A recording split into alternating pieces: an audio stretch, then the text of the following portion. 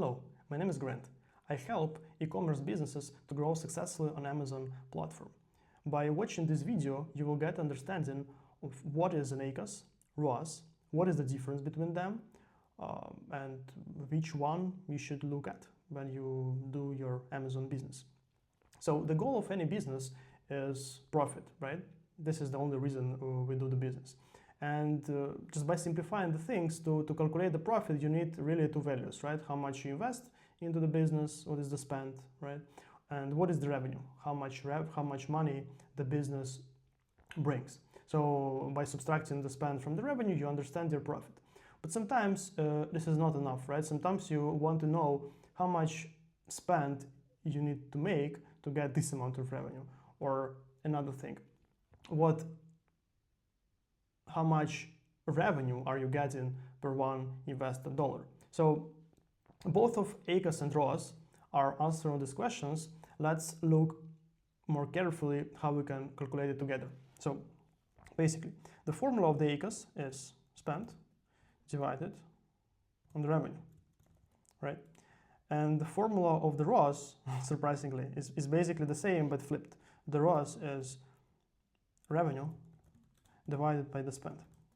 So what is the interpretation of the ACOS? So how we said earlier, the ACOS is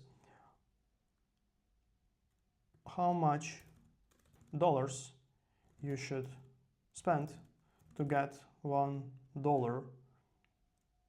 of revenue. And at the same time, the interpretation of ROAS is how much dollars, sorry, here should be the dollar, how much dollars are you getting from spending $1? Let's calculate both of these indicators on a specific case, right? Let's say our spend is $100 and our revenue is $400, right? So for this specific case, the ACOS will be equal to 100 divided on 400, which is 0.25, right? So let's calculate it. Yeah, 0.25. At the same time, ROAS is equal 400 divided by 100, which is equal to 4. So this is basically the same indicator in terms of the essence, right? In terms of the values which are using to calculate this indicator. But the interpretation is a little bit different depending on what answer you want to get, right? So just the rule of thumb, you want the ACOS always to be lower than 1, right? If it's the 1, that means that spend equals revenue, which is not great, right? Because in Amazon business, there is not only spend, right? You have a lot of other costs in the business, and it's not going to be the great business if you spend only on the advertising the same as you get in as a revenue, right? At the same time, when you calculate the ROAS, the value should be more than 1, right? So in this case, you want to have less than 1. In this case, you want to have more than 1. If it's equal to 1, it's the same, right? You're spending the same as you get in. If it's more than 1, it means that you get in more revenue than you're spending. So for different niches, the healthy ROAS is different, right? But you want it to be more than 1, right?